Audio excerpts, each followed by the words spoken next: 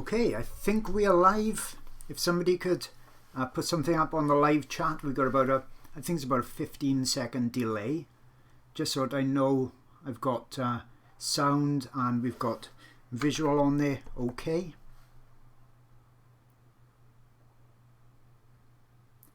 So I'll just let it run before I make a start.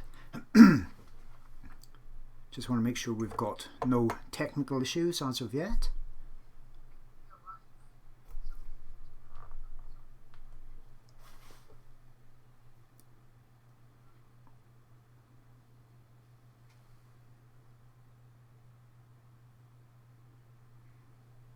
Okay, looks like we can carry on. Looks like everybody can hear me. I've got Canada, Kentucky posts on there. The countries, it's really interesting to see different countries around the world that we've got looking. We've got Spain. Brilliant. We've got 160 on here already, so that's superb. On the left hand side I've got my Cheetah's eye. And before I make a start, just wanted to mention a place where I go with my wife and my son quite frequently. It's our local, it's called the Wild Place Project, and it's a zoo, and they keep the animals absolutely fabulously there. The best condition I've really ever seen on animals. And obviously at a time like this, they're really struggling. The footfall for people going there is obviously at 0 at the moment, so they are really struggling financially. And this is the place that I was hoping to hold my first workshops in the UK as well, so obviously that's all put on hold. If we can manage to keep this place going, that'll be superb, and we'll all benefit from it, and the photographs I do there in the future as well. So I have got a page where you can actually donate. If anybody who's doing this free lesson could possibly donate even a small amount, I'll put the link under this video when it finishes. But if you go over to my Facebook page, my business Facebook page, you will see the link there, and like I said, anything is appreciated. Okay, so let's take a look at what I've actually got here. Reference photo, as I said, on the left hand side. On the right hand side I've got my pastelmat paper. It's just some grey pastelmat paper. I like to use those mid-tones because obviously the lighter colours show up on it straight away. Underneath that I'm going to pop some transfer paper. So that's a graphite transfer paper. Okay, so graphite side down, because I don't want any mistakes or errors going onto the paper. I don't want to be rubbing anything out. So this is just a simple line art going on top, and you could easily sketch this out freehand. I did a bit of a test piece yesterday just to check out some colors for the fur. So this is what we're going to be working on today. Some techniques, and I used that grey paper, and I just free-handed this one. But this is the kind of thing I'm hoping to produce and hopefully finish the rest of the fur as well in around about 2 hours. So I thought I'd start, rather than just have the image down on there, as it's only simple, I thought I'd start off just by transferring it over, so we're all doing the same thing. Like I said, you could have easily freehand sketched this, and what I like to do, I tape the image down at the top just so that I can flip this over every now and again, remove that, and just see how dark the transfer lines are. Because I don't want those lines to be too dark. You've got to remember that graphite, and that's what that transfer paper is kind of an oily, slippy medium. So if we put too much down, then it acts as a resist to the pastel. And then you find all of a sudden that the pastel won't sit on top of it, and you've got these graphite lines always showing through. So you don't need to be going very dark at all. All we want is just kind of a ghostly image, just enough so that we can see where we've got to go. no darker than that. So I'm just going to spend just a couple of minutes, and I put this line art on my Facebook page and various other places as well, so you can all do this if you wanted to. And the supplies I'm going to use, I also mentioned that, but basically if you've got a half decent set of pencils, pastel pencils, or carbothello or PITT, they're my standard ones, then you can do this. You definitely have those pencils. And if you haven't got the exact colours, that's not a problem either, because your drawing will just be slightly different coloured. And if this cheetah was in different light, perhaps in a cloudy light, or perhaps it had a sand under it, or it had grass under it, then the colours will be slightly different anyway. What I'm really showing you here is the technique, so that way you can take your own reference photos or get other reference photos, and you can draw whatever you want. If I've shown you the technique, you can apply it to your own artwork. So let's take a look and see if I've missed any areas, any real critical areas out. Just by flicking back and forth, it looks pretty good. So I'll just remove that.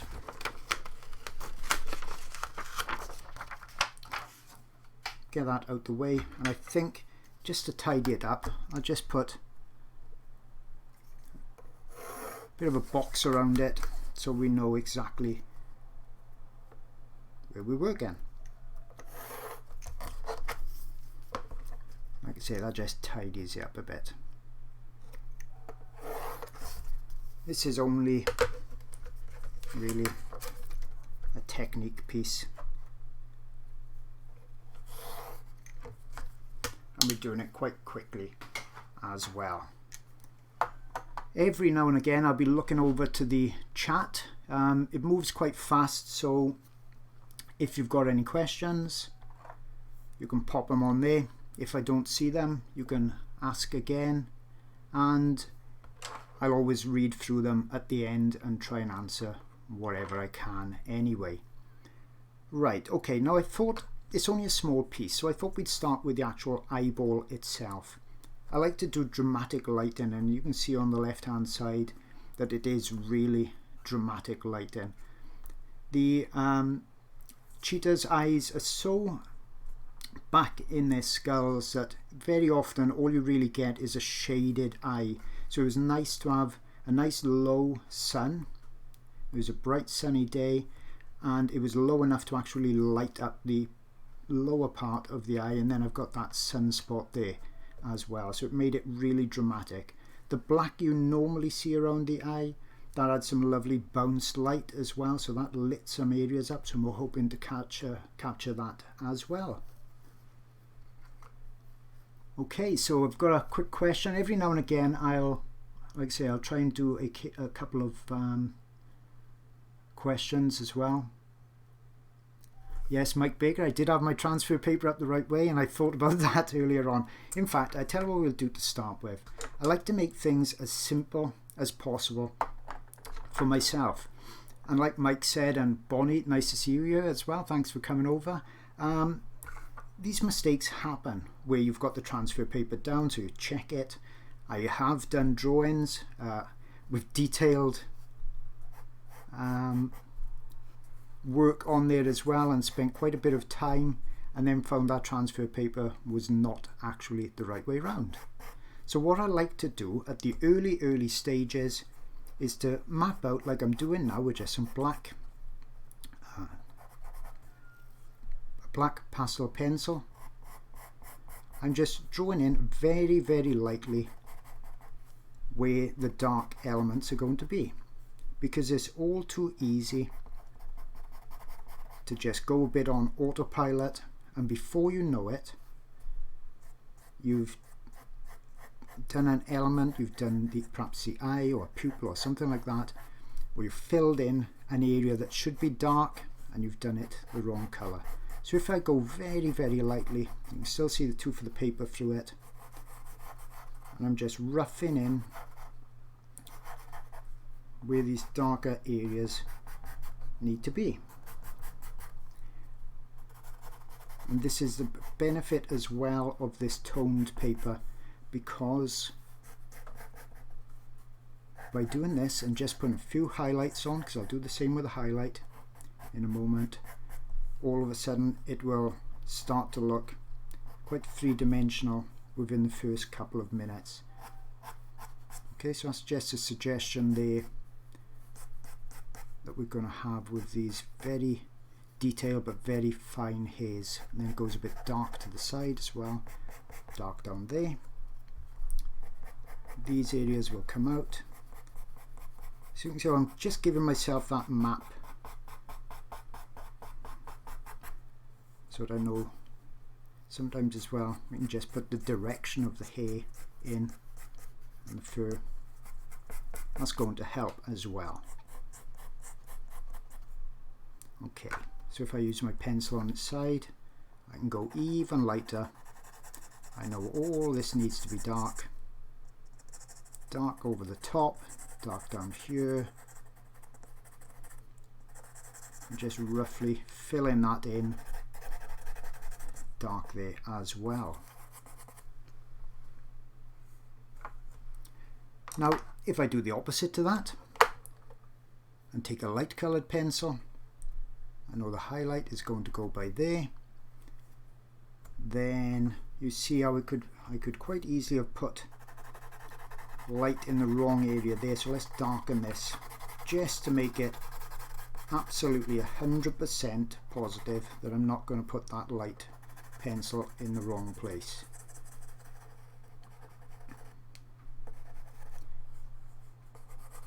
Because as Bonnie would tell you, it's one thing doing it when you haven't got a lot of people watching you. You don't particularly want to do a big mistake like that straight off when you've got quite a few watching. Okay, and that goes a bit darker up there. So I know I'm going to have some light hair here. I'm following that direction that I'm taking off my reference photo, so it goes around the eye. The direction of this fur, the hairs, don't forget, they're not there by accident. When you've got directions such as this, it all serves a purpose. It's all come from the evolution of the animal. These are going around here, they're going out away from the eye, they come around and then starts to flow out the eye, from the eye, that direction.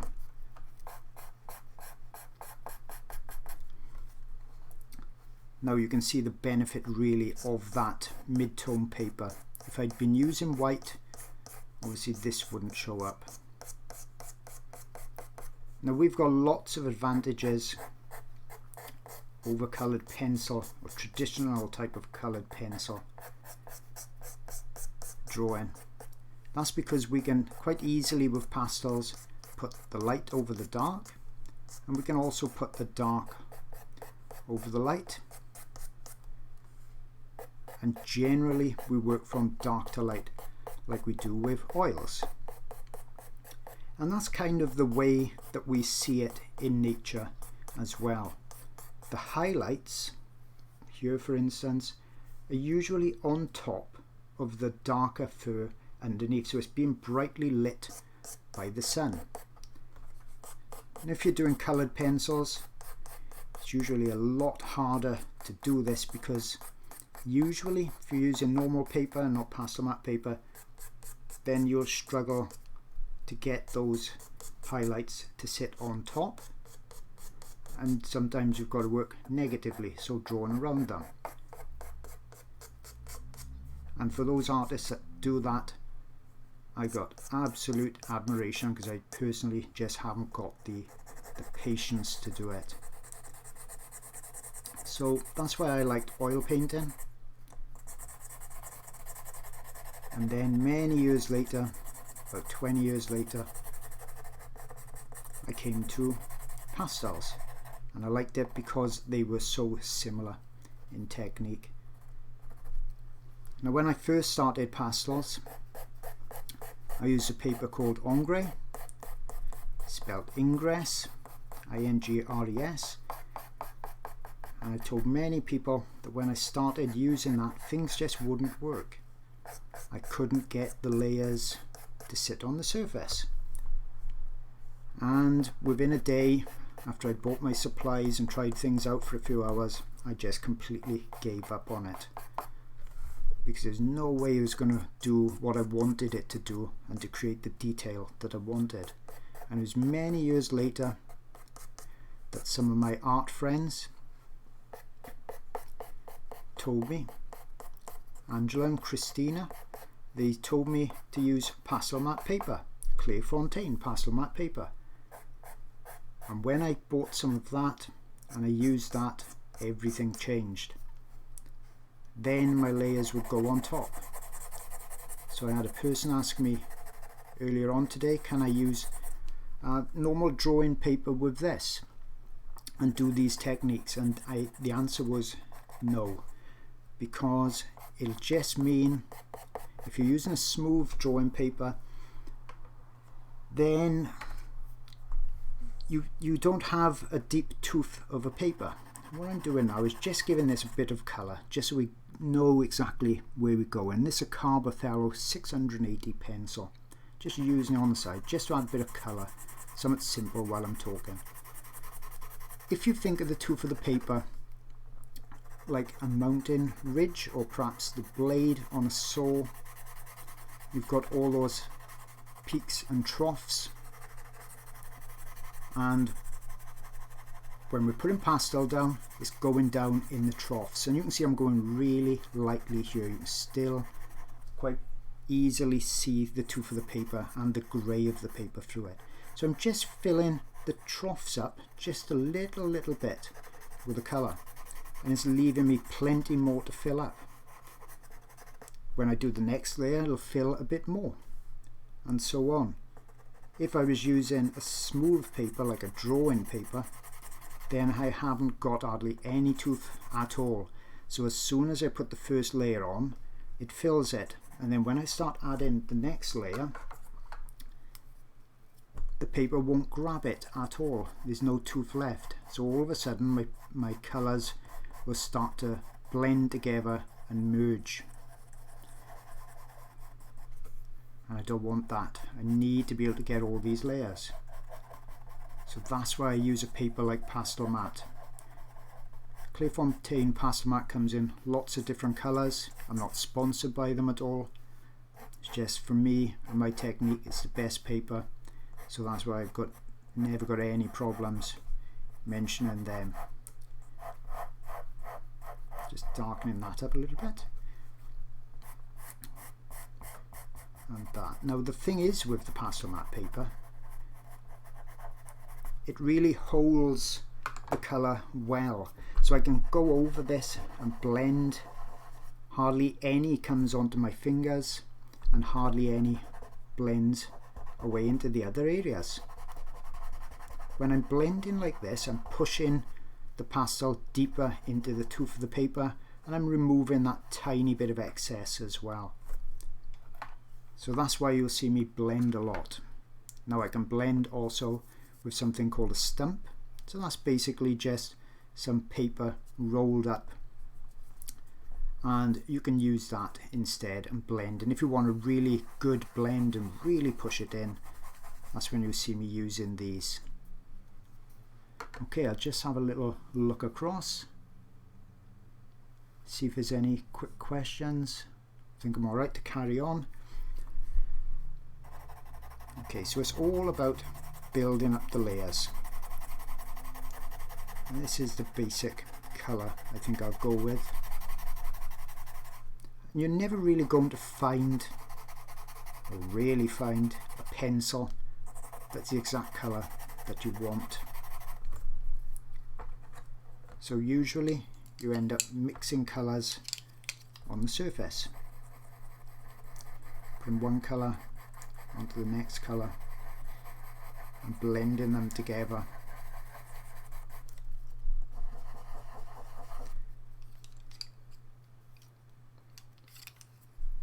To kind of get what you want.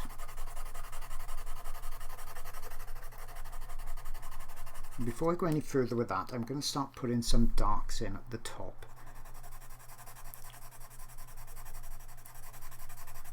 Because light and darks together is what's going to give us this effect that we've got shadow on the top, brightly lit areas on the bottom. So if we haven't got the full tonal range, so from really black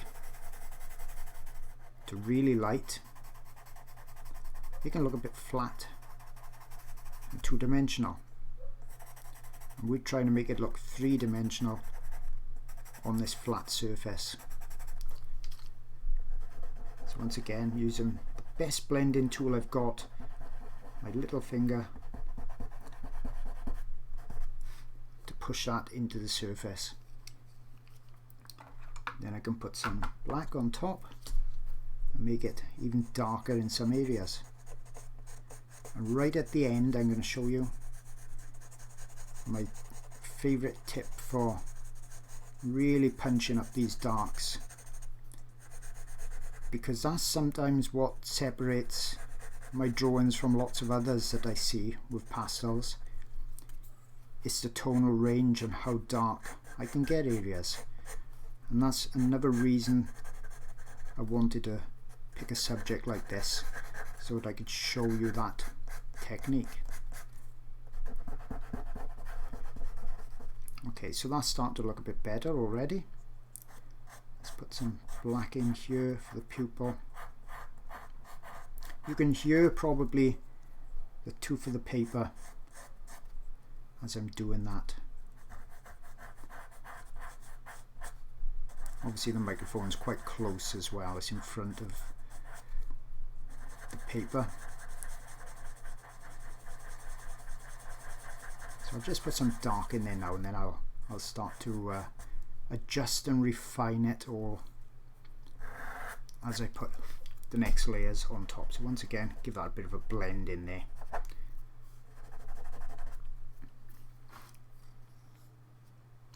Okay, so I've got lots of different pencils around here. So let's make this a bit richer in colour. Okay, we've got about 318 people I can see online, so welcome to everybody. If you can possibly hit the thumbs up button whenever you get a chance, because that helps to tell YouTube that this is quite popular, hopefully, and that perhaps other people would like to see it. So what happens then is that YouTube will send it out for other people to see, and hopefully I'll get more views and reach more people. So a lot of that actually depends on the likes and things like that. Okay, so I'm using this pencil now. So this is a Carbothello 690. I very rarely look at the colours. Well, I never look at the numbers and colours on the pencils, to be honest. I just like to get my set of pencils out in front of me, as many as I can, and then I just look for the colours and pick which ones I see at the time that more closely resembles it. And I'm not going to spend hours and hours and hours looking to duplicate this and make it really exact photo representation of it, because what I really want to do is just show you all the different techniques, so actually get to the techniques of doing the fur as well, because I've got quite a few demos already out there showing the eyes. So I just lighten a bit there as well, it goes a bit lighter here at the bottom.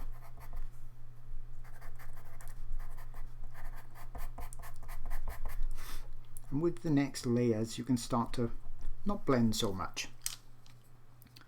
Okay, so we need something a bit richer here.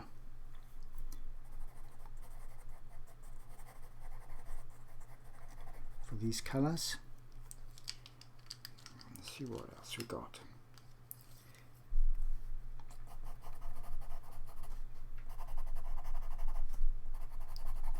So this is a PITT pastel pencil.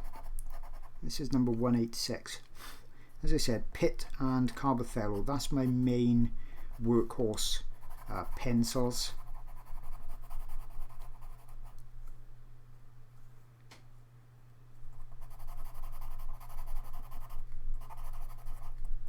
And then other ones I use sometimes are Gioconda. I sometimes use Conti pencils and Caran D'Ache pencils, really. But you can never really have too many pencils, because it's not like paint where we are we can glaze a colour over another, but we're really not altering it that much normally. Now I'm just starting to put this orange on here. So this is a Carbothello again. When you see the coloured shaft of the pencil, that's a Carbothello pencil. This is number 670. Now over on my Patreon art channel, I've got a couple of demos on their videos. So my art channel is an area where you can pay a small monthly fee from $4, available anywhere in the world, and then you get access to hundreds of hours of video, about 3 years worth I've done.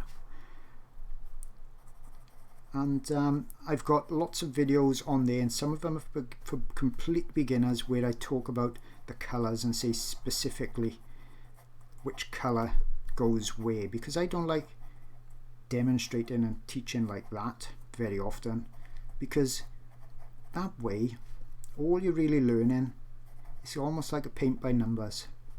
And it's okay to do it once or twice. Perhaps you're really nervous about starting, and that's okay. But after that, you need to start to learn how to select the colours and pick the colours yourself. Otherwise you're never going to be able to do a subject that you want. You'll always be copying somebody else. And I show how to do that on my Patreon channel too. So I'm adding some lighter elements now. I'm watching that my fingers are not smudging as I'm putting these upper layers on top. And you can see how I can get many layers on top of this paper.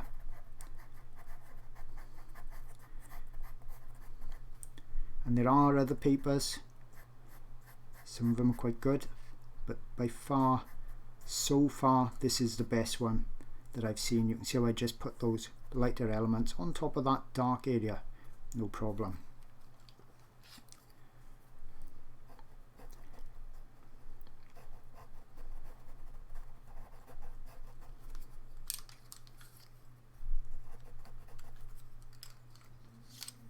You can see how I swap pencils quite frequently. Okay. So down here, let's put a bit of grey in this section as well, because that needs to be subdued a bit more.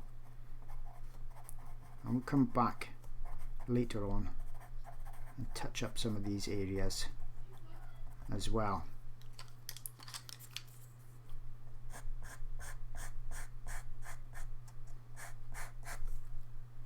Let's go a bit darker on the top.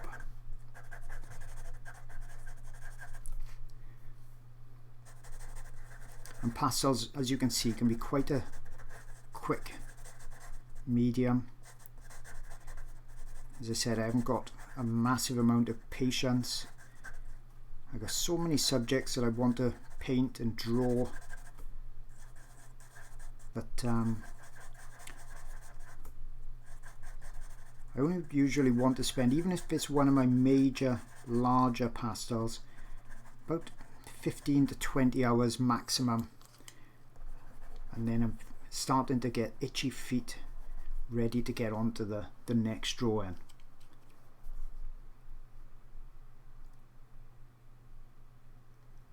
Right, Claire, just glancing across, as I said, every now and again, Claire Watkins, will I still be doing workshops at the Wild Place when this madness is over? Can I sign up? I'm really hoping to do it. I was in talks with them. They've got a fantastic room right up above the giraffe house, an enclosure, so that we would be able to rent that out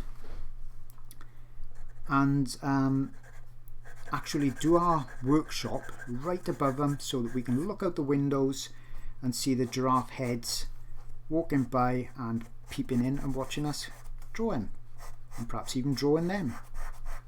So it's the absolute ideal place, and all of that was coming to fruition. We was getting prices and working out meals that we could get for people and sandwiches and things, when, as you say, all of this scuppered our plans a bit.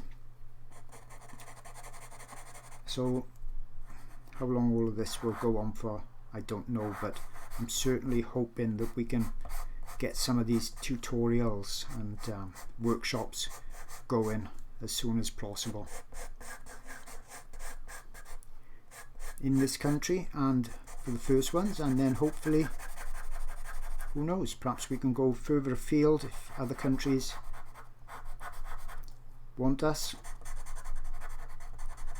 I think it'd make some nice holidays as well, where we can all get together with our love of art. See how I'm pushing these first layers in quite firmly as well. Okay, so I've been chopsing, but I've still managed to actually get some of this done. I'm normally a bit faster, as you can imagine, when you're talking as well. It does slow things down. So that's why I wanted to make a start with the eye, so that at least I know I'd have that done. So I'm going in here with it's kind of a grey blue on this section, and I think I can go even lighter than that. Let me see what else I've got here that can lighten that up a bit. Using blues in the eye usually looks quite dramatic, because it shows then that we've got blue sky above, even though you're not seeing this in the reference photo very vividly. By putting it in, because down here we've got that bit of light that's catching just barely, and it's these subtle changes in light and colour that you can possibly not even see on screen. That's what makes a difference then between an amateur artist and sometimes a professional artist. The more you're doing this, the more you're seeing. I say in quite a few of my videos that your brain's busy when you're drawing and painting, and it's making all these connections. It's going to allow you to see more colours, see the subtle tones more easily, and that's progression. That's when you're learning. And when we're doing this as well, we're in what's called a flow state. I'm not in it now because I'm talking all the way through it, but if I was normally drawing, there would become a point at which I forget that I'm drawing,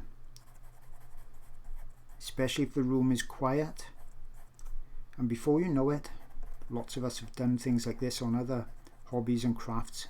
Before you know it, a couple of hours may have passed, and that's when you was in that flow state. And that's exactly the same as when people are meditating. It's the same thing. It's your mind getting a break from the normal day.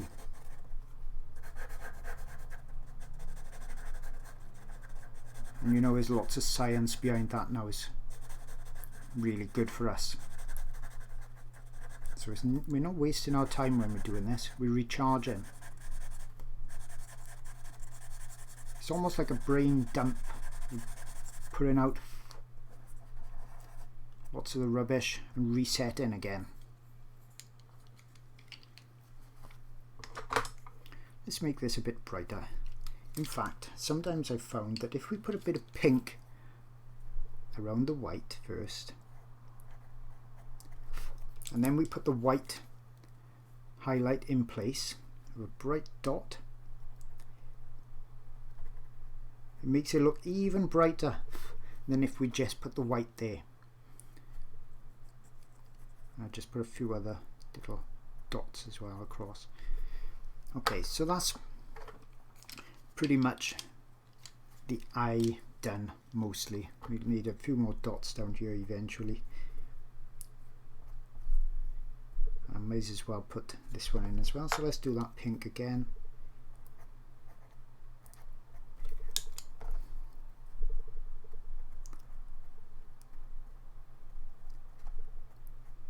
And we'll tidy that up later on when I get some real bright lights in there.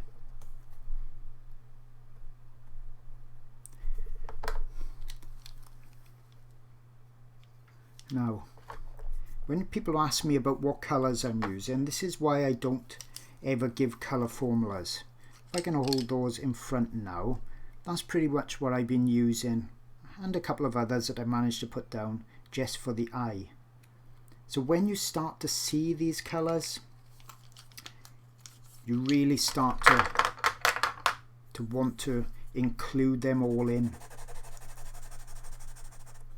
That's one of the real joys of doing art, seeing all these colours and seeing how vibrant you can make even these simple, like black that I'm doing now. You can see possibly on the reference photo.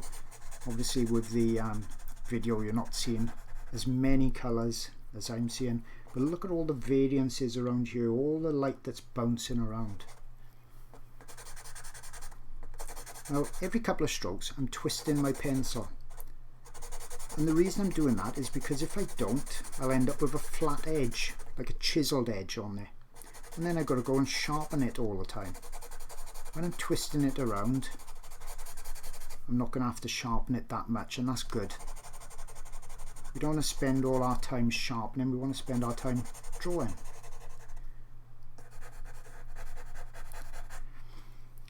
Okay, so I want to blend that in quite well. I'm going to save my fingers and I'm going to use one of these paper stumps. Use it on its edge. I like to use little circular strokes. And you can see how that's blending in nicely. Gives me a bit more control as well. This is only the first layer.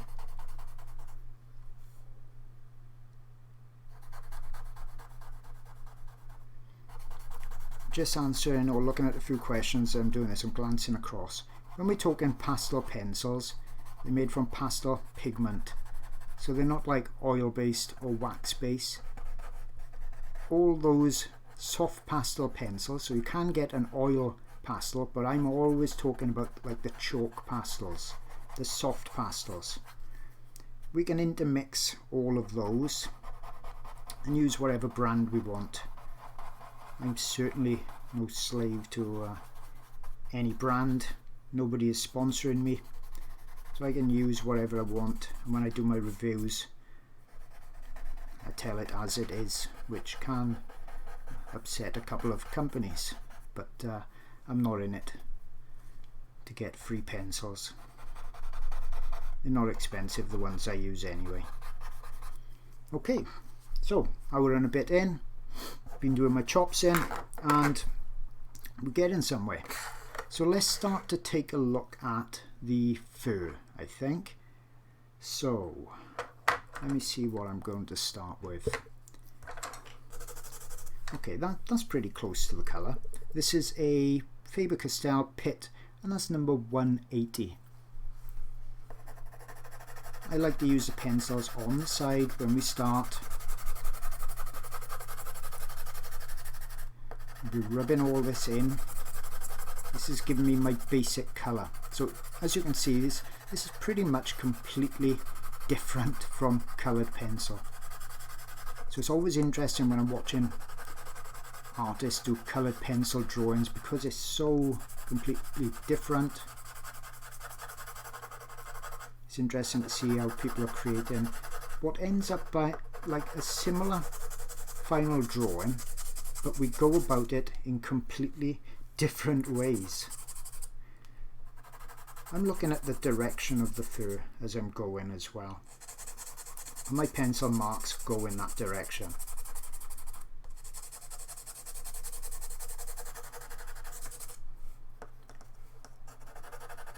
I just come along down here, across, and I might as well. I'm liking this colour. It's better than the one I used on my test piece. Perhaps we get a bit more realistic. So I'm coming around, the fur goes up there,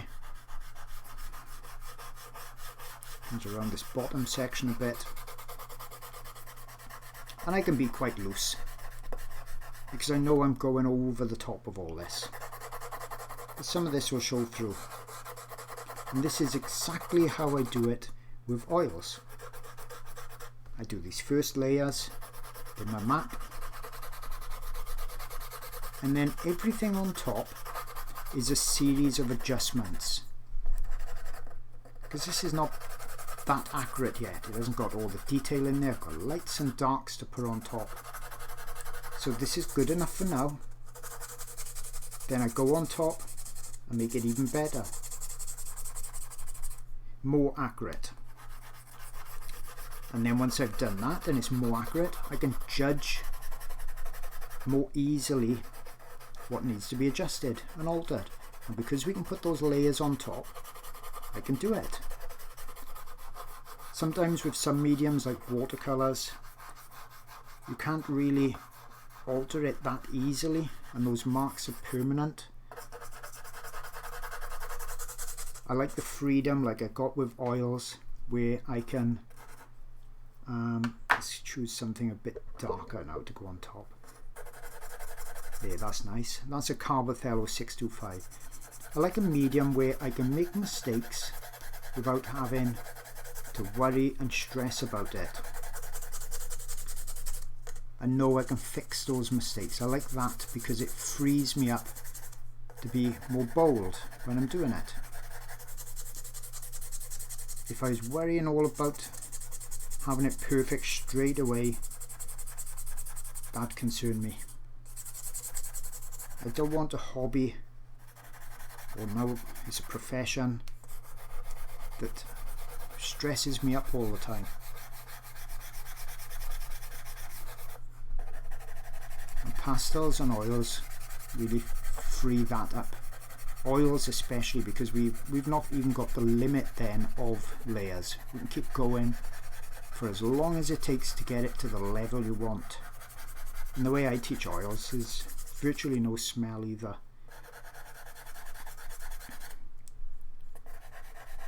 So I'm just carrying on, adding in some colours. Hopefully I'm going slow enough that if there's anybody following along, I guess a lot of you will actually be looking to perhaps try this out on YouTube when you see the recorded version rather than be live. But it'd be nice if some of you are doing it live as well, and then you can post it and tag me in it so I can see it.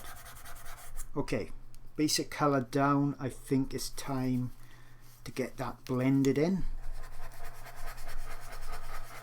So using my paper stump on the side, quite circular types of motion like that. I could use my fingers if I want, but as I said on my last video, when you're using a stump like this, it saves your fingerprint from being blended away, so that if you're a member in a gym or in a factory, perhaps for your workplace, and you may have a fingerprint scanner to get in, it's much easier when you've got a fingerprint there to actually do it. And I was finding I couldn't get into the gym sometimes, and I think it was my fingerprint. When I looked at it, it was pretty just like a shiny tip on my finger. Okay, so looking at that now, sometimes it's worth getting your reference photo. This is a bit of a bigger version, and actually going over it, or folding your reference and holding it up to it like that, and then you can start to see the colours, and if you squint as well, you can see if you need to go lighter or darker. And at this stage I want it to be a bit darker than the highlights, so the highlights will sit on top. So let's have a look in some areas where we need to go darker. This is going to be darker here.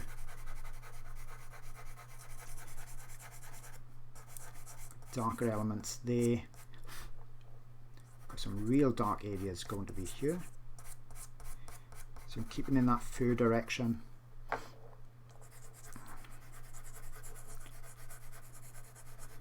Darker elements down here. I think they'll need to be reddened up a bit as well. Put something a bit richer in there.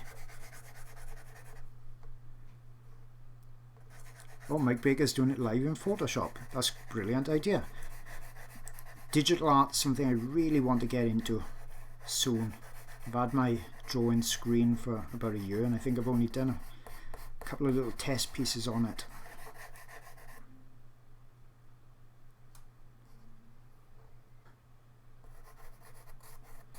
So we'll go a bit darker down here. This is kind of the texture stage. Highlights are coming on top. So I'm putting in, you know, really the shadow areas that we're seeing in between the highlights. I'm trying to go fairly quick, so I don't expect everyone to keep up with me, but like I said, you can go slower because it's all going to be recorded and on YouTube.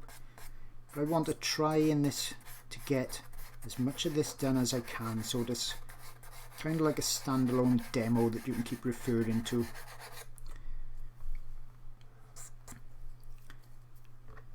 So let's try and find something a bit warmer to go in here. Maybe even this. Yeah, it's a richer colour. So I put some of that in there as well. It's giving us some of that redness.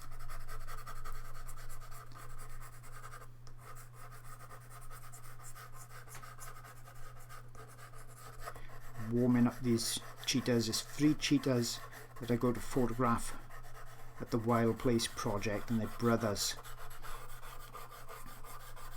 and they put on some fantastic shows where they're interacting with each other and running and eating, and it is really a wonderful enclosure that they've got. So I'm looking at quite the hair by here is going in a few different directions, and so I'm going to blend this. I'm trying to peep over the webcam as I'm doing this because I've tried to get that in such a place to give you all the best view. And I'm moving, twirling that pencil around so that I don't get that flat edge that I talked about earlier on. And drawing like this is all about creating the impression of all these textures. I'm not one of these artists that's really interested in creating a hyper photorealistic piece. I like it to look realistic, but I'm not concerned at all about trying to get every little hair in the exact place I'm seeing it on the reference.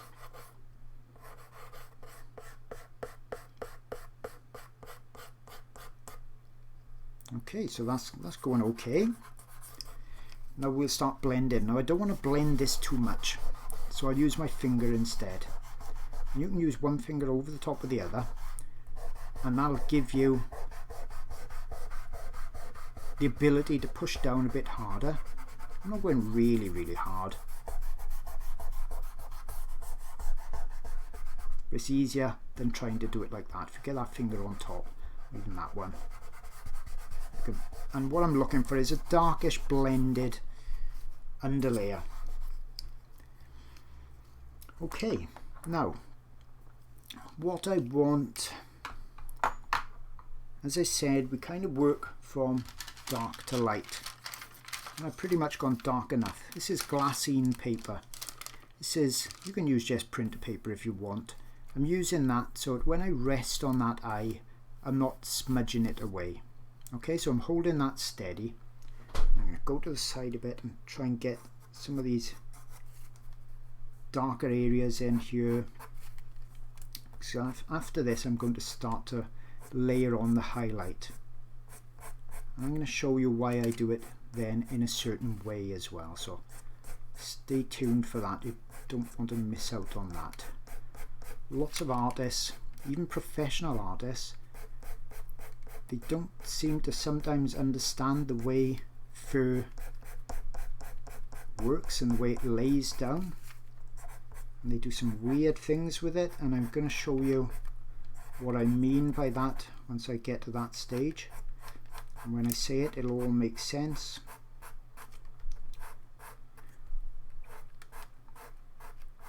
And I couldn't have an animal in the studio to demonstrate what I'm going to tell you, but I've got the next best thing. So that'll be in a little while, a couple of minutes. So you can see I'm just darkening these areas. Blend it out, make them all a bit smoother.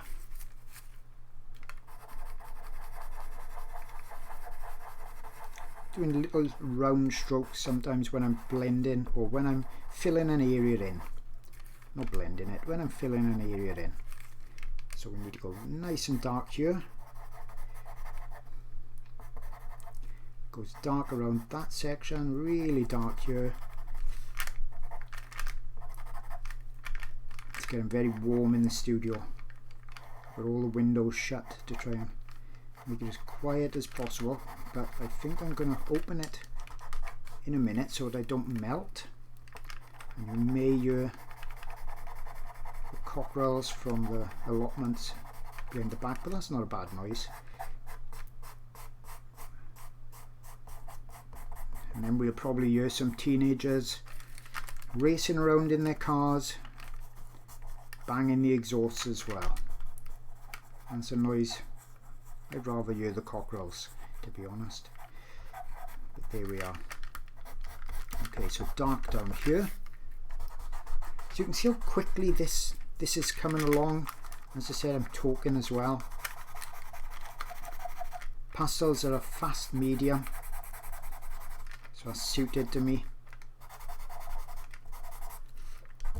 Right, I think that's dark enough. We'll go darker on that later on when I show you this special way I get my dark super dark. I'll come down here a bit, twirling my pencil every few strokes. I'm going to come over that with the light as well later on. And it goes dark in here, really dark there.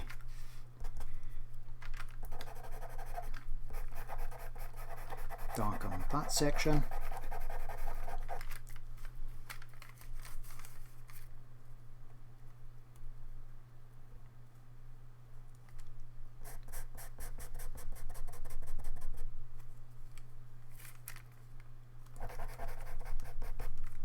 Just sort of blending these layers in.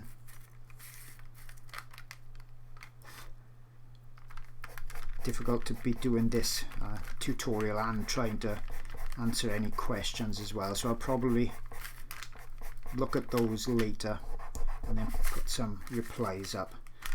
Otherwise it's easier when I'm doing Q&As to answer the questions. Just blend that. Just the suggestions right here where these darks are going to be.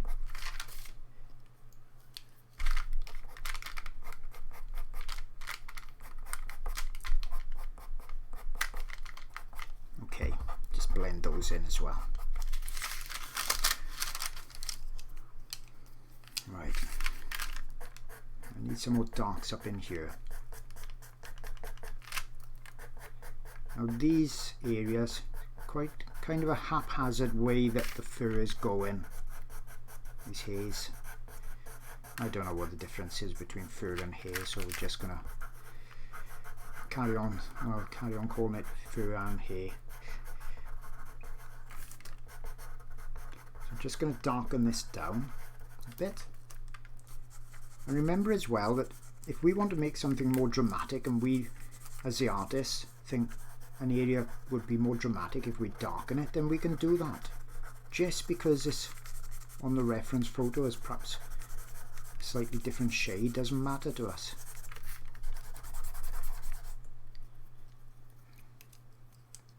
Okay, let's try and get that richer colour in here. We can use pastels on this side and glaze.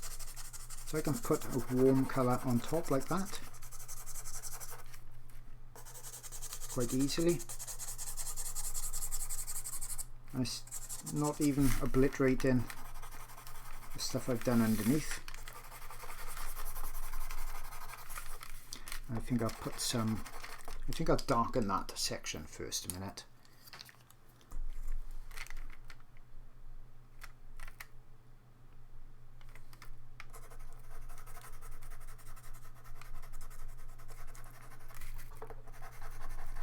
Okay, going down there.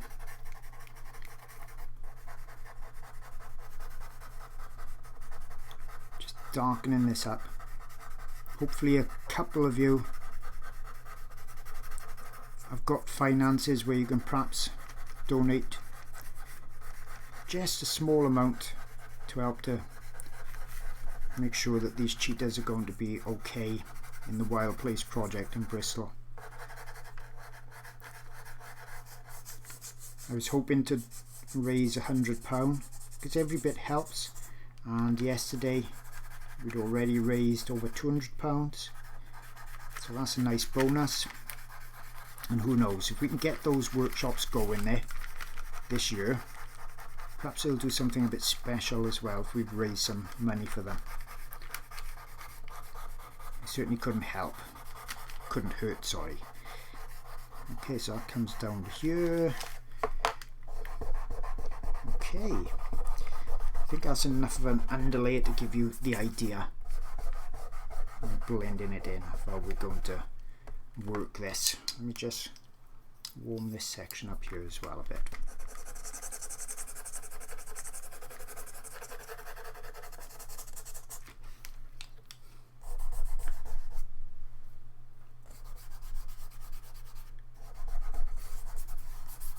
Right, okay, I'm happy with that. Now, before I do anything, I'm just going to use my secret black a minute by here, then I'll explain it all about it later on. But I want to see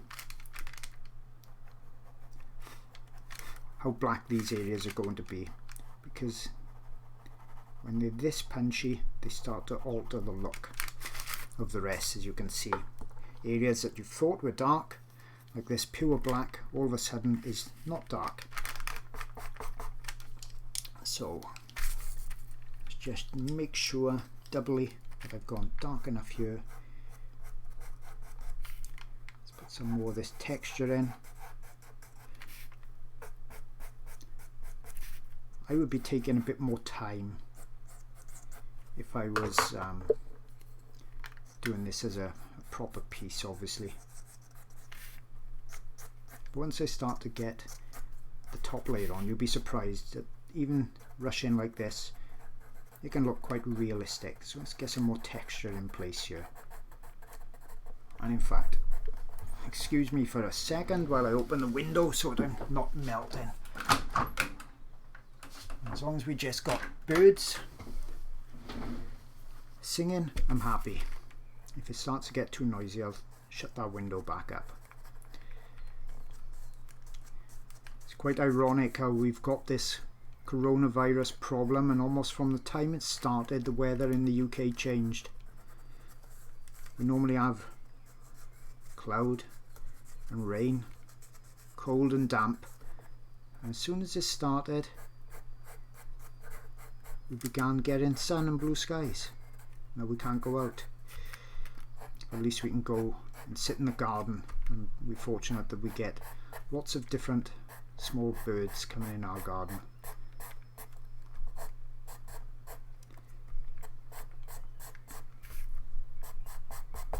Okay, that's that.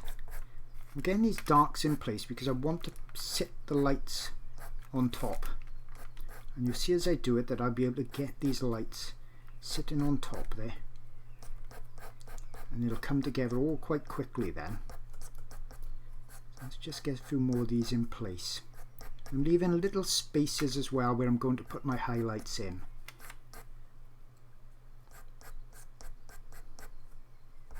You see, these techniques are not difficult, but if you use the wrong paper, it will not work and you'll be frustrated.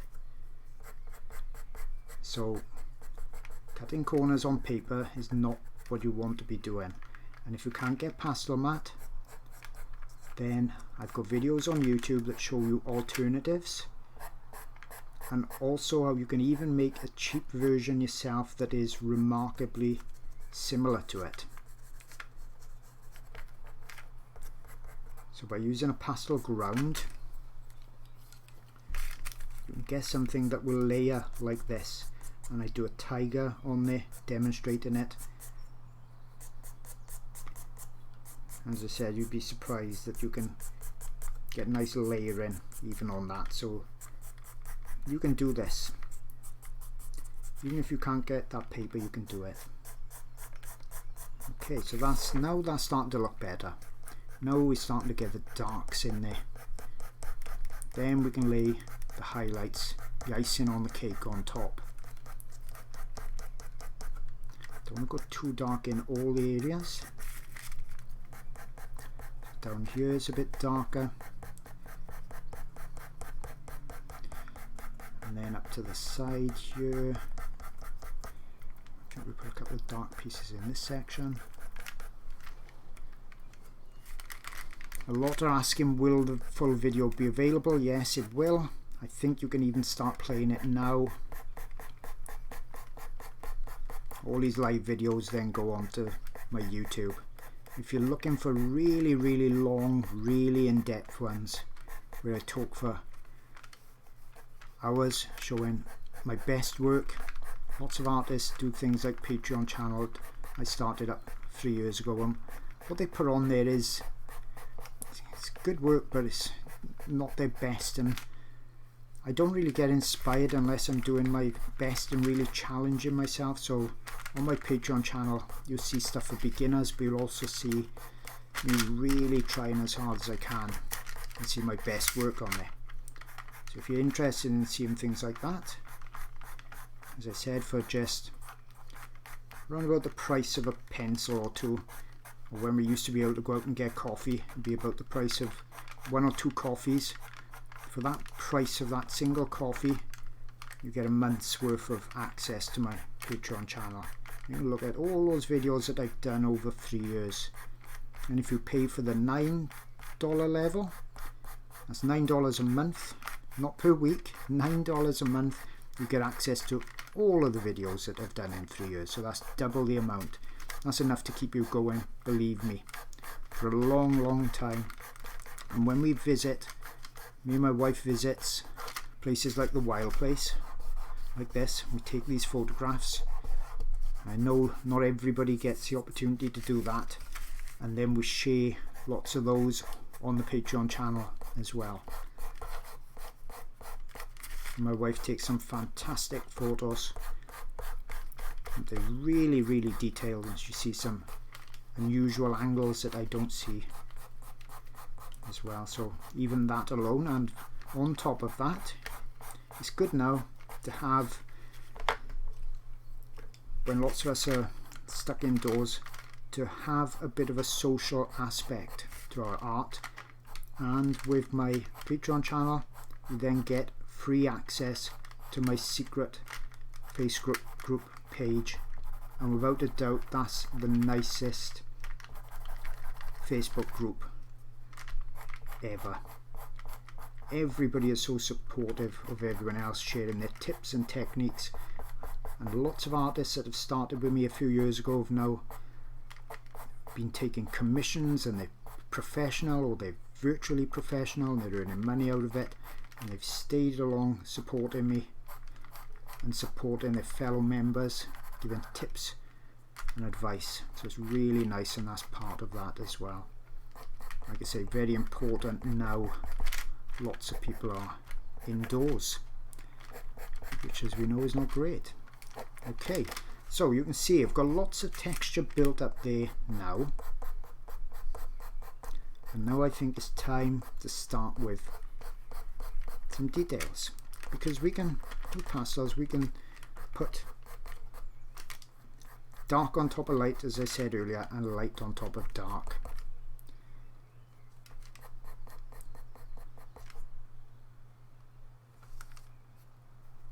Okay, a few more little strokes there. And a bit more dark up here. So you can see I got the general colour in place. Then I started to darken and texturize areas.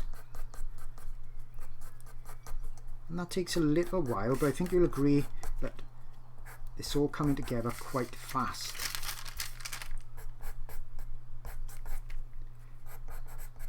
If you're used to doing traditional coloured pencils, then you'll probably be quite surprised, pleasantly surprised, hopefully, at how fast this is coming together. So I know some people can take a long time with coloured pencils to get effects. Okay, so we darken those blacks up later on. Now really punch it up. I think I'll just go a little bit darker here, and then we're ready.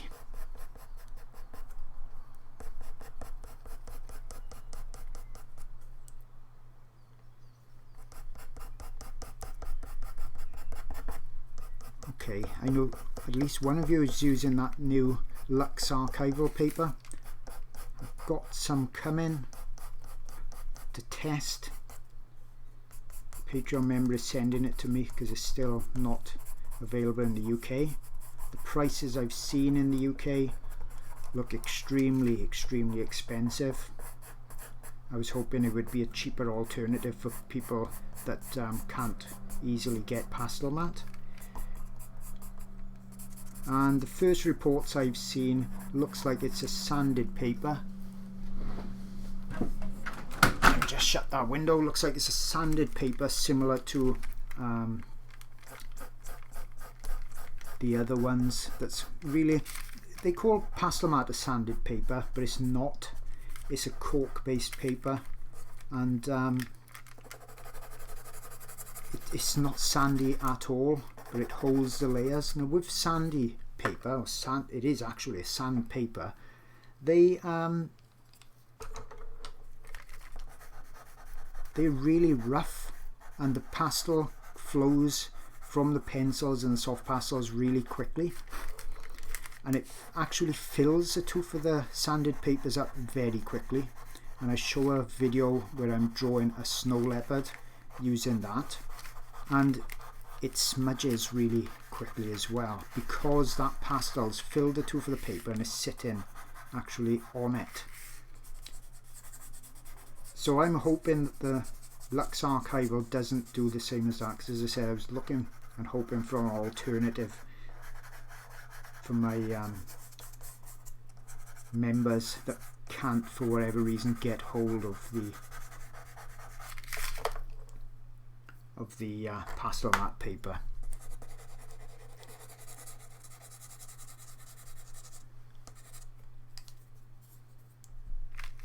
Yeah, someone's saying that it feels like UArt, and that would confirm then what I've been saying, because UArt is another sanded paper. Okay, let's switch it up a bit and start to hopefully get some of these lights on top. And I think I'll start building it up here. In fact, let me show you something about fur. Let's take a minute and show you something about fur. Okay, so let's take a look at this piece here, and I'll lay this fake fur on top, because this is what I want to show you. When I'm putting the details on fur, I'm usually starting with the under layer. So fur and hair is sitting on top in layers. So I'll start with little pieces here and work up to what's actually sitting and lying on top. So when we lift this piece of fur, that's underneath. Okay, so I'll do the tips of those, then I'll do the tips of these, then I'll do the next in line, and I'll keep doing that until I'm right there, until I've done it. Lots of artists, and it's even pet portrait artists and wildlife artists, they'll start here and overlap going down, and it's completely backwards. And when you really look at their fur and hair on their drawings, it only works from a distance. When you get up close, you can see that they've actually put the wrong layer on top. So that's why I generally, not absolutely always, but most of the time, I work on the underlayer first, then work my way up. So in this instance, it would be starting here, working up. Here we would be working across. Up here I'd be working down because these are sitting on top. Here I'd start this section, work over here because this is sitting on top. Okay, so let's see that actually happening. Up in this section we've got lots of hair, fur, that's going in all different directions. So that's what I'm doing with a pencil, and I'm not filling in all of that underlayer, as you can see.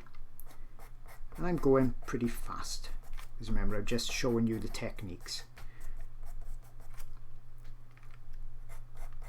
And I'm trying to get out the way of the camera, which is not particularly easy. By here is more subdued, so lighter pressure. I can blend all this together and make it look a little bit softer if I want to as well. But as I said, you can spend a lot of time on your own drawings and really perfecting it. So by here I want to start with the outer layer and begin working my way in, just gradually overlapping as I'm coming down. I don't want all my lines to look like little soldiers, so I'm just indicating where I'm going to be finishing those areas so that I know that's roughly going to be there. Then I can go with a bit more confidence and come down. And I'll build on these layers, which you'll see now in a moment. You can see now I've done the groundwork, the underwork. This is all going quite fast.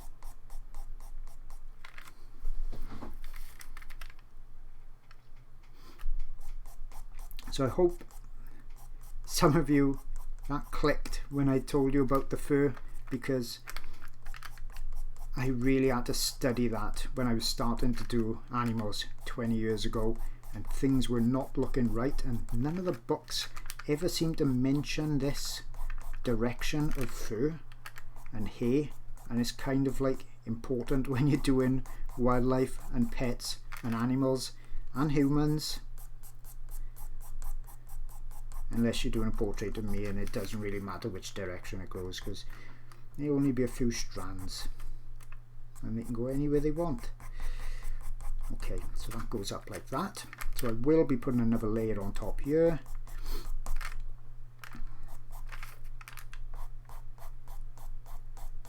So what I did to work that out, I remember looking at my father-in-law's, my mother-in-law's cat, actually, and really studying the way the hair would flow and sit, especially around the nose area, the bridge of the nose. That's the most difficult part to understand.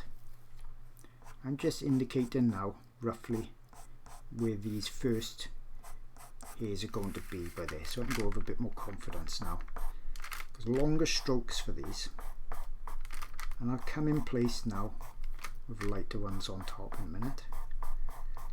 This is just the first layer of fur. Okay, so let's do that same technique up here as well. So after I studied the cats, I could see then that was exactly the same that was happening with big cats like tigers, lions. And what I actually did, I got some really close photos at a zoo, and I mapped out with a pen, because we didn't really have much digital stuff going on then, so I had the photo blown up, and then I had a black pen and I drew little arrows on it to indicate where the haze and the fur, the positions that it grew in, and the way it was lying down on the actual bony structure and muscular structure of the animal. And then after a while of looking at that, it started to make much more sense.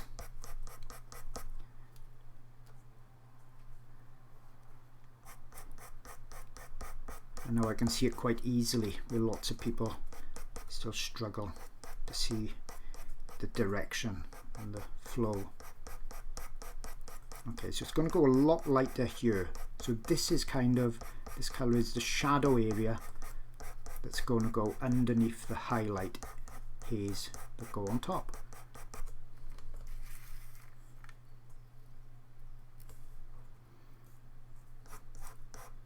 So all these techniques just to hopefully mean that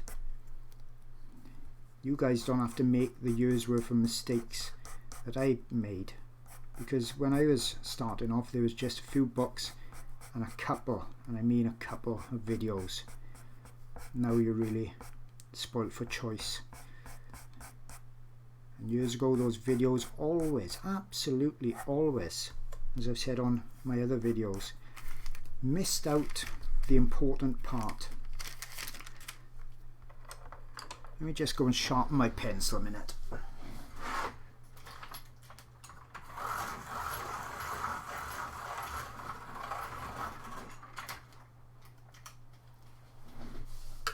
Right. Okay. I think I'll just sharpen another one up because I want to do a bit more of this hair work.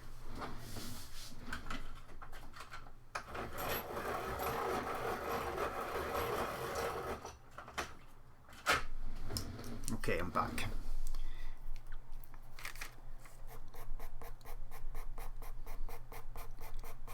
Starting at that back part, overlapping as I'm coming forward.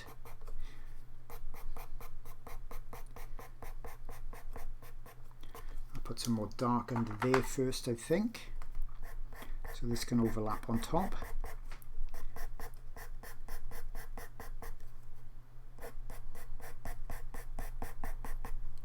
Okay, so we've got 10 minutes for it to be a 2-hour video. So I don't think I'm going to manage that, but I think we'll keep it going until I finish, because it's not going to be too much over there then. And I get another layer or two in. So I don't want to rush it too much, but I don't want it to take so long that everybody's getting bored watching this technique. Let's blend that in a bit more.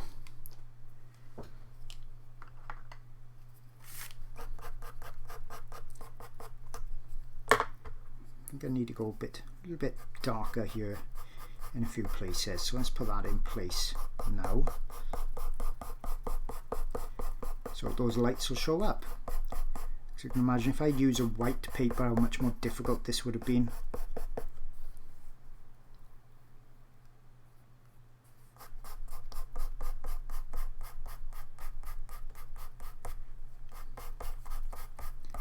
More colour down here as well.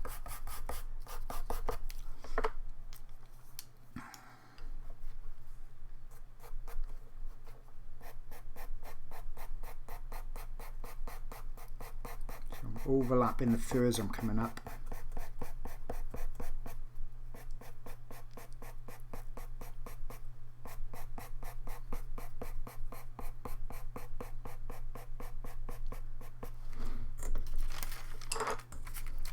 Now, I don't have to stress about this stuff. I still get people on my Patreon channel, they're on a different level and they pay for me to critique monthly their work. And some people, they really stress up about this whole art game. If you're professional, It's a little bit different when you're trying to earn enough money to keep the mortgage going and keep everyone fed. When it's a hobby, just ask yourself, what's the worst that could happen? If this drawing, this painting doesn't turn out exactly how you want it, what's the worst that could possibly happen? You could waste a piece of paper, a single piece of paper. And what I advise to get around that bit of stress is to do little small studies like this, so that you've done and worked out any problem areas ahead of time. So that's that taken care of. Don't create the pressure for yourself by giving you something massive to do all the time, an epic painting or an epic drawing. I said with oils we've got that advantage, we can keep going, keep layering. With pastels we can do that for a lot, but it's not infinite. Let's put a few more blacks by here a second. So don't stress yourself up like that.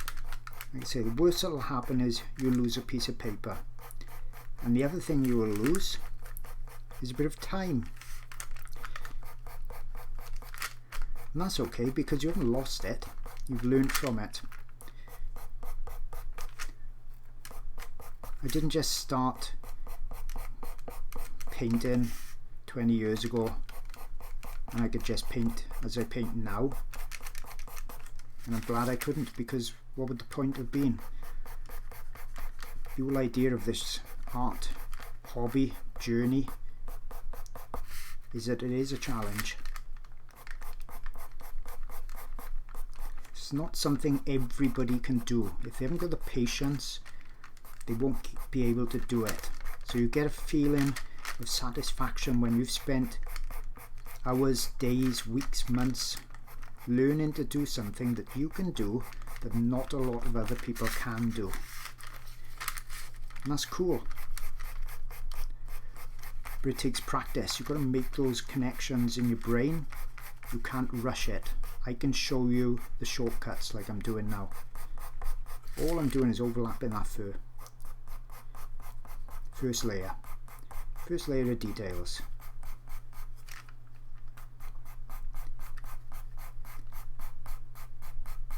So if it all went wrong, you've lost a bit of paper, you've lost a bit of time, and you've learnt something. You can apply that next time. It's never wasted. I've learnt a lot more from things that went wrong, and then you analyse why. And when things all of a sudden just went right, and sometimes you get a piece of artwork that just seems to flow.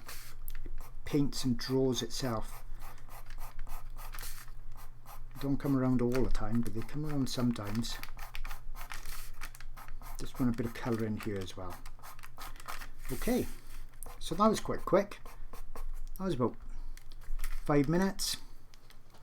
Shows up a bit darker for some unknown reason than it does on the screen. Okay, so I'm using something a bit lighter. In fact, let's go a bit lighter again. I'm using a PITT number 132. It's a fleshy tone, fleshy colour. Let's get some lights with that one going in, and the other one I'm going to use is the next shade down, and that's a pinky colour, fleshy colour 189. So that'll give it that warmer pinky look.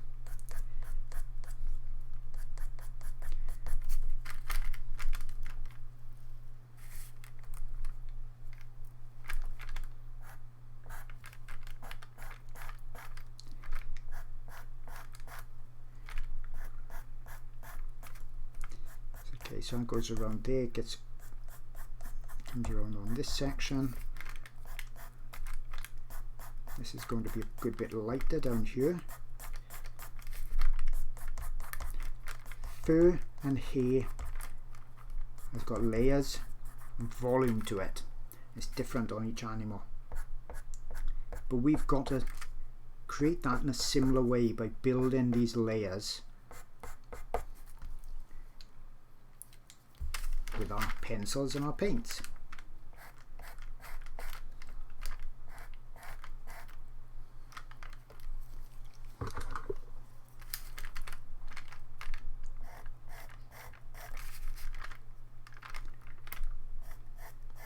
By putting one layer on top of another, like I'm doing now,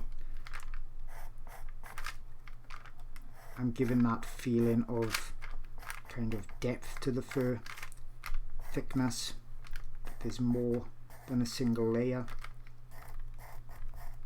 and I can keep layering and layering and creating that on top.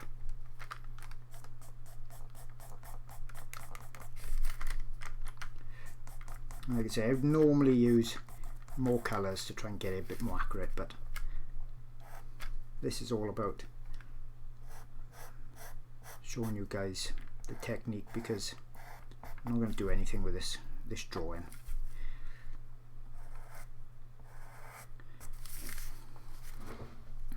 Okay, so we cross here, we need to go a bit lighter too. Let's carry on with that darker pink colour first.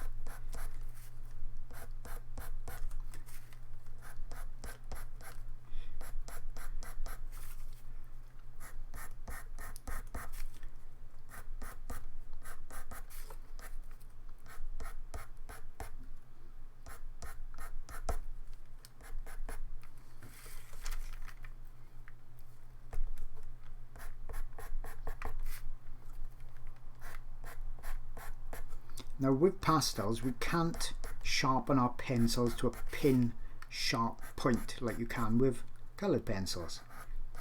Lots of people say that the pastels keep breaking when they're sharpening them. They're sharpening them too much usually as well.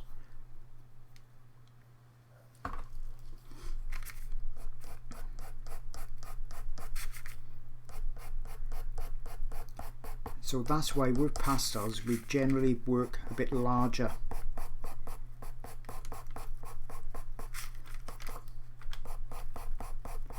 Which has its advantages. So we're faster, the technique is a bit faster, and we can work larger, which normally looks a bit more dramatic.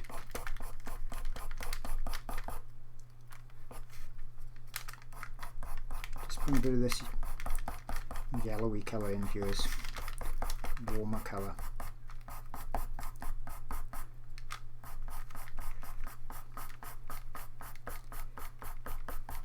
So if you're using pastels, you don't want to be working really small. If you want detail. If you're not worried about detail, then fair enough. I've done a full cheetah body and grass video, and that's probably only about 12 inches wide. Just glancing up at it then and estimating it.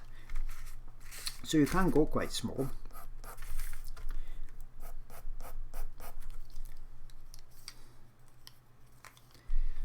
But if you want a lot of detail, then say don't go too small, otherwise you'll struggle with it.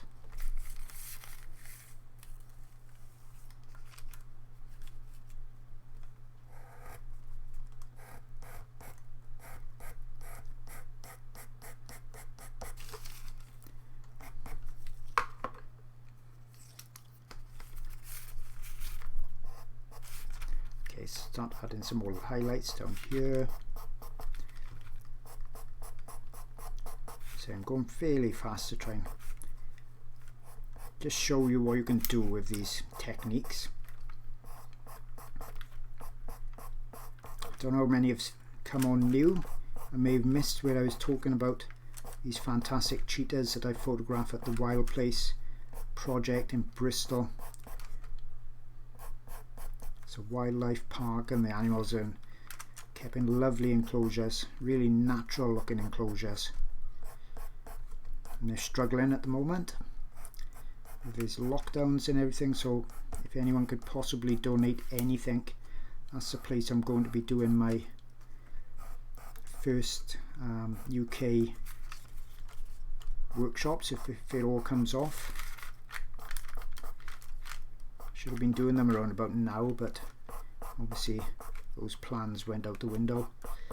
I was planning that last year, and that's how it goes. So I'm hoping it's not been open that long, and I'm hoping they don't end up closing or anything. So I want to try and do some of these live videos to help to hopefully ensure that they keep going. Any little we can raise together, obviously they'll appreciate that. So you can see I'm layering on top of what was underneath, giving me that depth, fur and texture. Twirling my pencil every now and again, keeping that sharp edge on there. And we'll come in with some brighter highlights now. So we've just gone, well, in fact, it's 7 o'clock, so we started at 5:30, so this is 1.5 hours, so I should be able to finish it well within my time. I was hoping to do it within about 2 hours. I think for something this detailed, 2 hours is not too bad. I'm happy with that.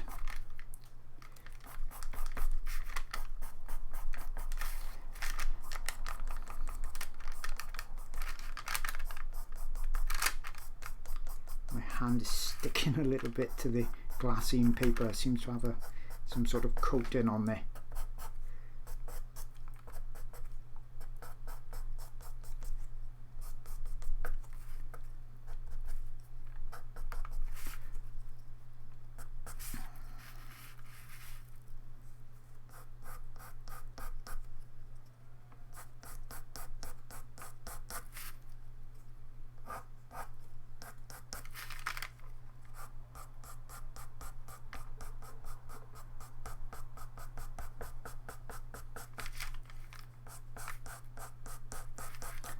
Right.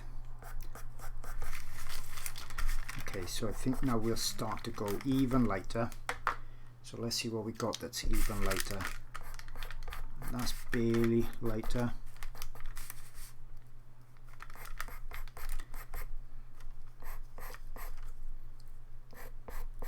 But we'll create a little bit of a lighter underlayer by here.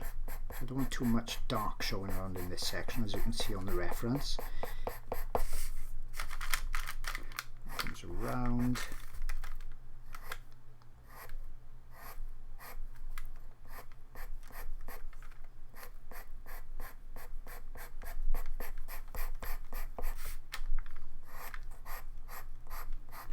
Concentrating on the direction these lines are going.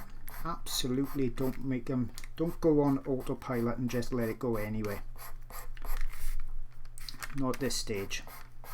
You've got to get these in the right place, or the structure is not going to look correct and it's all going to look weird. So sometimes it's good at this stage to have a bit of a break and come back to things fresh. Obviously I can't do that, but you know, if I was doing a real good piece, then that's what I would be doing. Have a bit of a break, don't go rush in the final detailing stages. So a few more highlights going on now.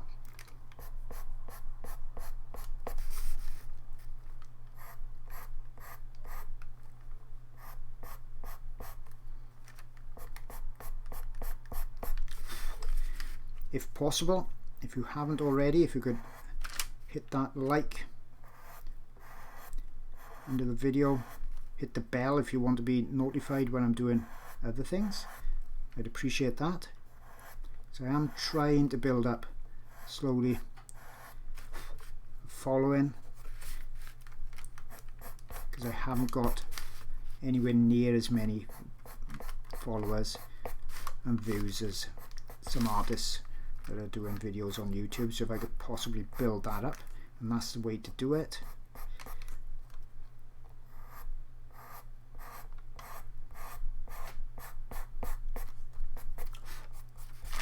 when I'm touching the surface like that, I'm just softening it a bit. Don't want it to be too hard edged.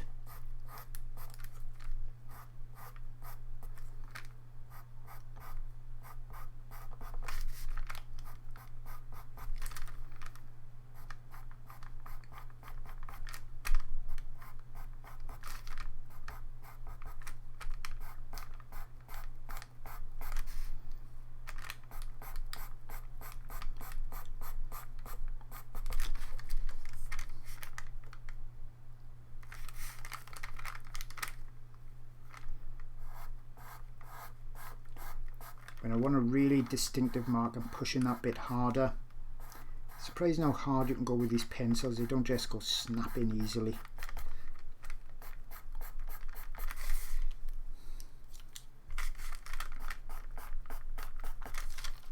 Let's lighten this section down here a bit, I think. So you see you've got lots of fun to build up colours, different tonal values. It's surprising how many colours you can actually get into different areas as well.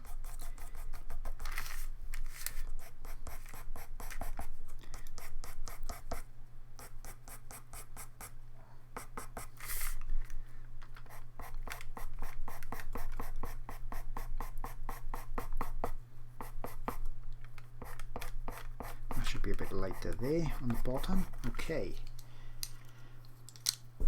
Few more highlights down here. In fact, I think I'll bring in, we do the lightish pink color here first, and then I'll start to bring in some white and really punch up some of these highlights even more. And also I think I'll bring in a yellow too. You see some of these are quite yellow in color.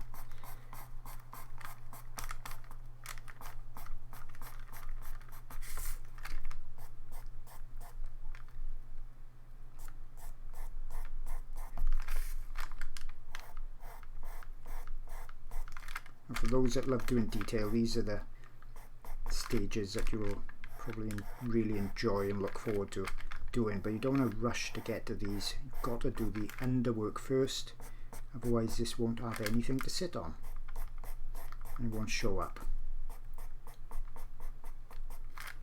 But it's these stages that you can start to, if you wanted to, spend hours and hours doing.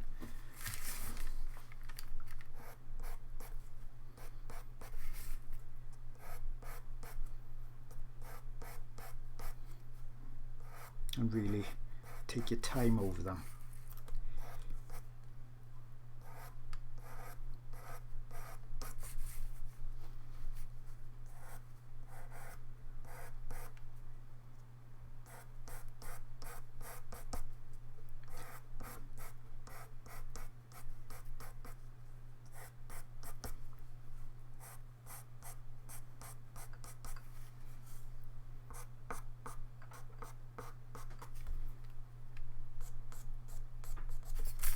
Whereas I am brushing a little bit.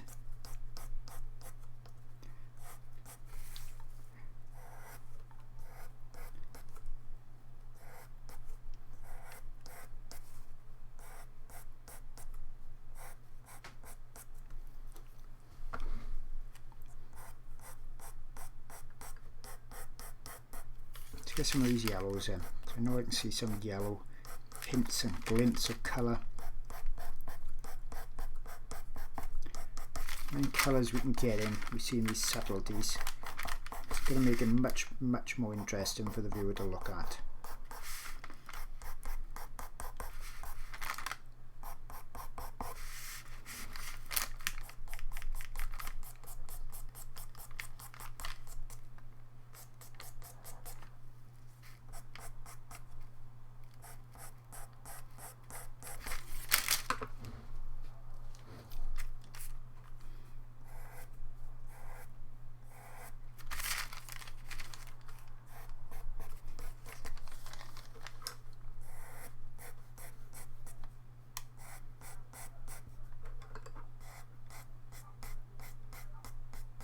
Okay, earlier on I said about my magic black, okay? No pencil, I don't care what anybody says, no pastel pencil will ever get as dark as this Prismacolor Premier black stick.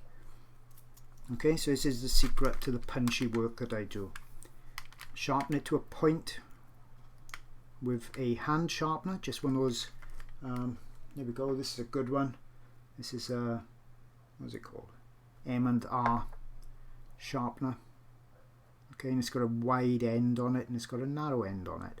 And I can fit that into the wide end and sharpen it up and then finish it off with sharpening it on a bit of sandpaper. So just rub it side to side a bit like that on some sandpaper. That's all it does. Okay, but no black will go as dark as this. So watch how dark this goes. And this adds that extra element to my work. This is what creates the punch. Lots of artists don't like to give their secrets away, but I found that I don't hide anything.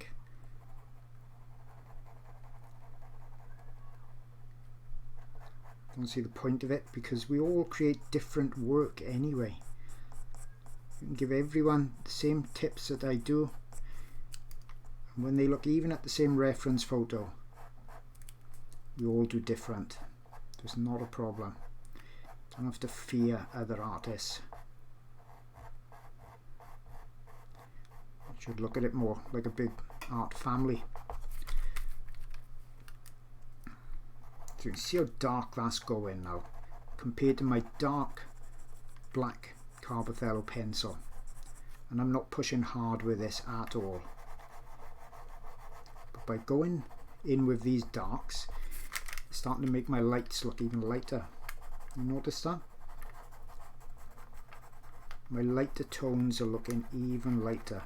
Now I'm going in with this dark, it's really starting to punch it up.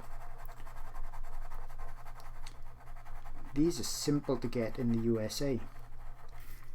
They're really hard to get in the UK. I'm lucky. I've got a good friend and he managed to get some for me. And it was a game changer. I don't always use it. I don't always need to punch it up, but something like this is really crying out for it. Really crying out for that extra punch. Extra dark, really bring it to life. And then it comes around here at the bottom. I'll put highlights in there in a moment, as long as I don't forget. So if I forget that, people remind me. Come down here a bit. I'm not putting in that big lump of eye booger. I'm leaving that out. I don't have to put everything in. So down under here, this is where it's going to make a big difference. Watch how bright this high will start to look now. So it comes down here. Hope this is showing up on screen.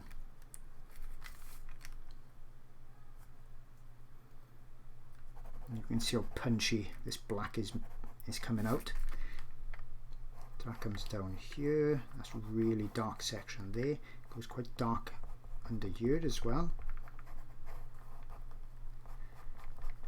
And we'll tidy up this area with the white. It goes really dark there.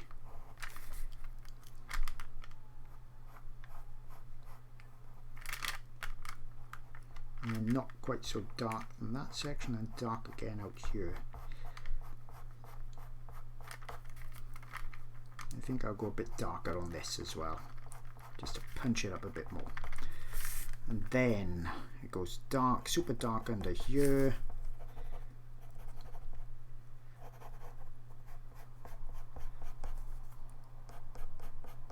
I'm going to get some more highlights on there.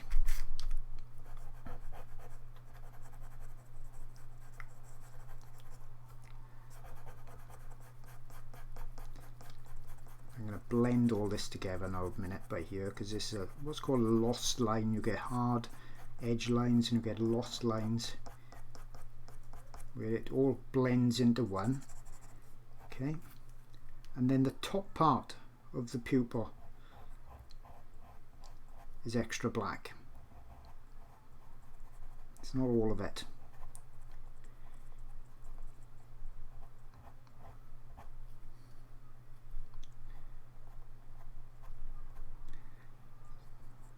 And a little bit darker at the bottom, like that, just a little bit, and then a little bit darker there as well.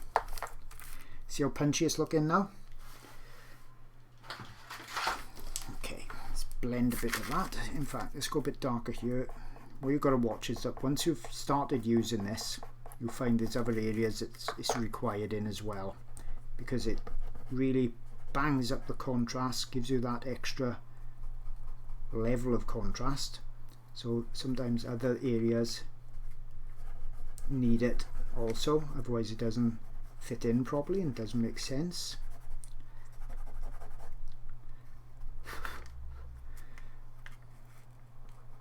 Okay, so is that all showing up better for you now? Is that all looking a bit more punchy?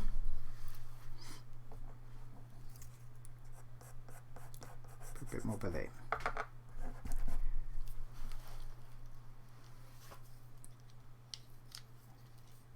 Okay, let's start getting a few more of these lighter areas in now.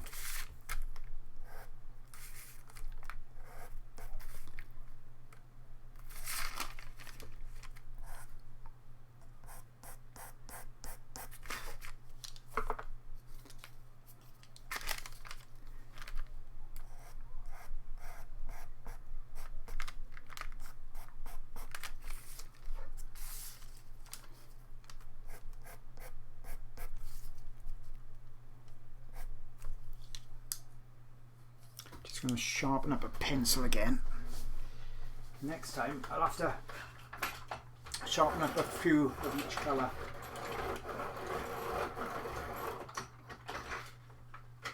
So it's already done, I think.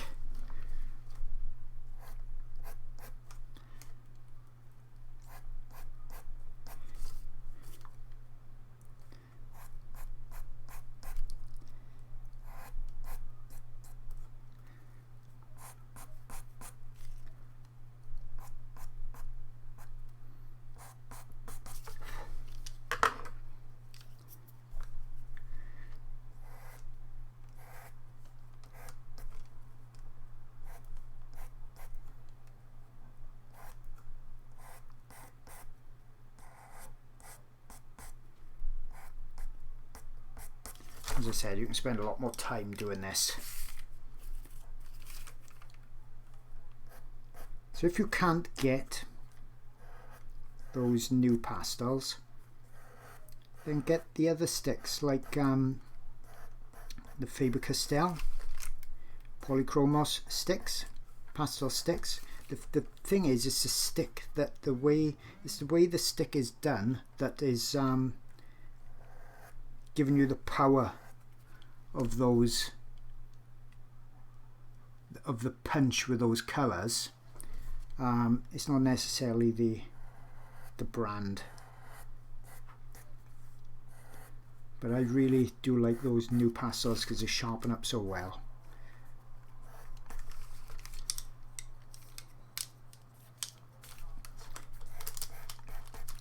Okay, so there's not a massive amount left to do. Let's lighten up some of this bottom, and the sticks as well give you a punchier white. So what I did with the black, you could actually do with a white as well. It's always that bit punchier than a pencil.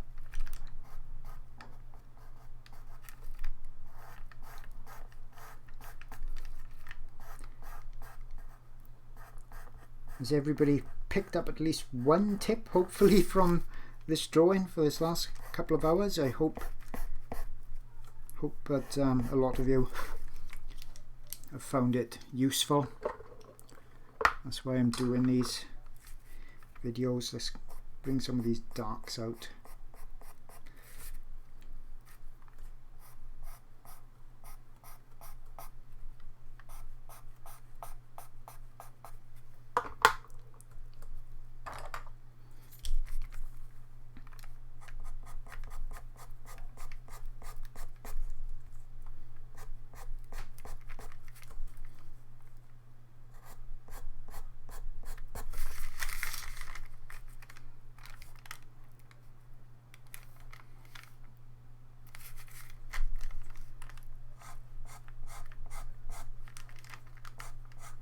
Not a great deal left to do now, just a bit of finishing off.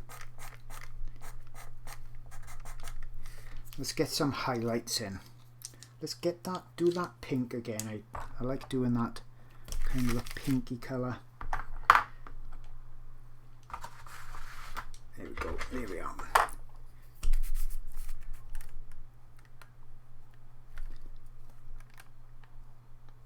Because it really makes the highlights zing that bit more, as I mentioned earlier on. So we want to highlight in here, got a clean end on there,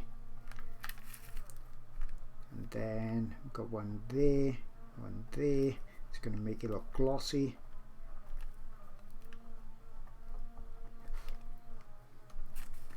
And then, would you believe it, just as I'm coming to an end, I've got somebody trimming grass. Probably haven't done it all year. And now I'm trying to keep things quiet so you can hear me. They're trimming grass. Marvellous. That's not the end of the world, is it? Right. Let's now take a darkish grey or blue and see if I can punch a bit of colour up in here. Make it look a bit wetter. Here's a grey. Let's try this.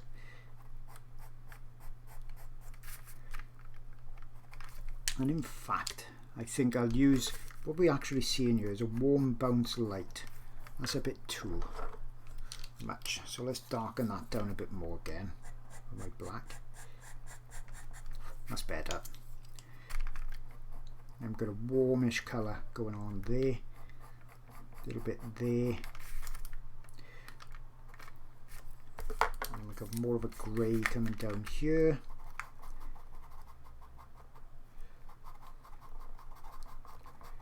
Let's add into that kind of a wet look. A bit more grey in here. Probably should have put that on before I did the highlights, but that's alright. Like I said, it's just a technique going on there.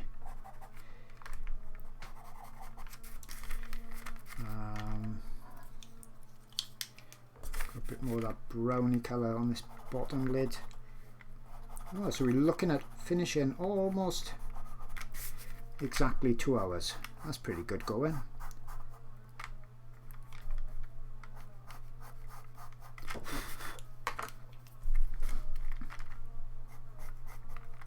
Bit more grey down there. Oh, a bit of blue on the bottom, a bit of grey on that. It's quite an important line there to do. I almost missed that out. And it's a bit lighter here.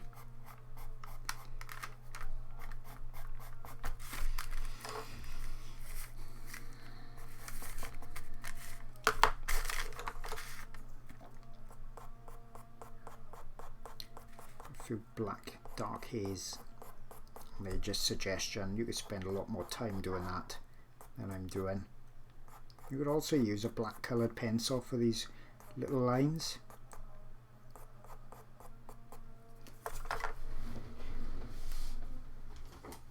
Don't use a coloured pencil much on my pastel work because a coloured pencil looks shiny when the light catches it, whereas pastel pencils are always matte.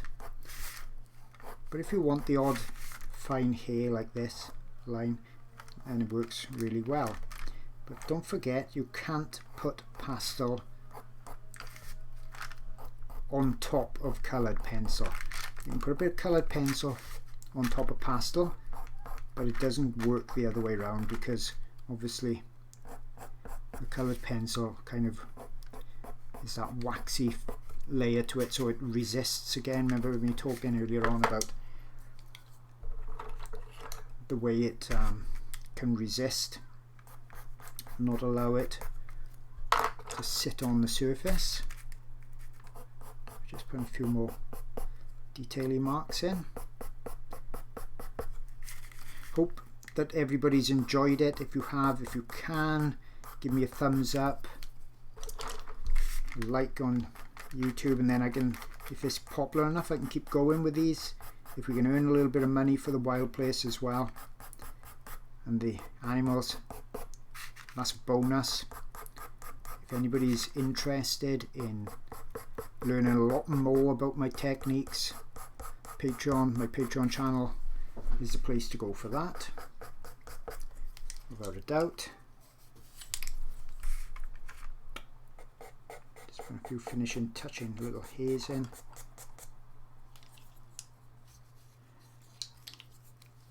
And I'd love to see you all on that Patreon channel. I say it's like a big family on there now. It's grown up over the last few years. If anyone got any suggestions for the next video, I'm open to suggestions always on that. Let's put a few more details in the eye, make it a little bit more realistic. If you've got any other ideas, obviously these videos need to be kept fairly short. I've only got so much time to do them, as well as all my Patreon channel and everything else as well. But if you've got ideas for short little projects such as this, I'm sure I can fit it all in somehow.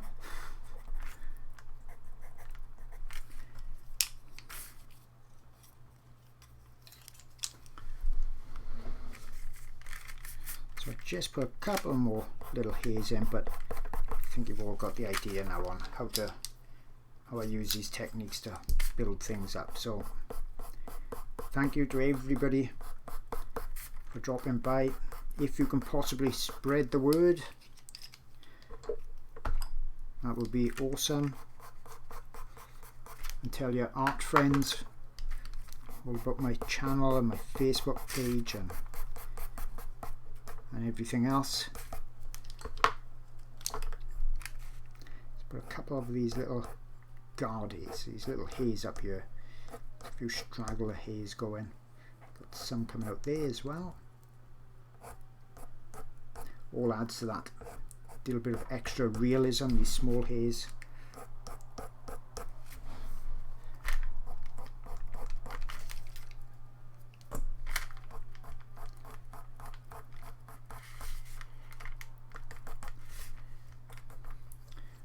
Okay, so pretty much exactly 2 hours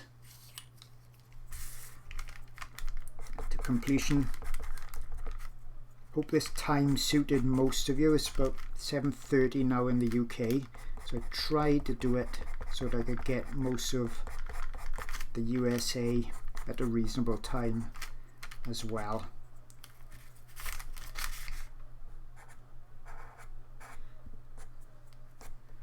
And I think we'll call that completed. I know we've got about a 15-second delay, so I'll spend a bit of time later on and look at some of the questions, and I can give you some better answers as well. And I'd look forward to actually seeing what you guys have created, perhaps tomorrow, and see it on Facebook. If you can mention me in it, then I can see what you've done. Phyllis asked if I could do feathers with birds. Yep, I've got a few demos of that, really in-depth ones on Patreon, but I can show you certainly how to do some feathers, perhaps some colourful ones. Got loads and loads of comments. I think we ended up with around about 370 or so, 350 people most of the time that stayed there. So thanks for staying and making this a fun thing to do. And I'll call it a day there.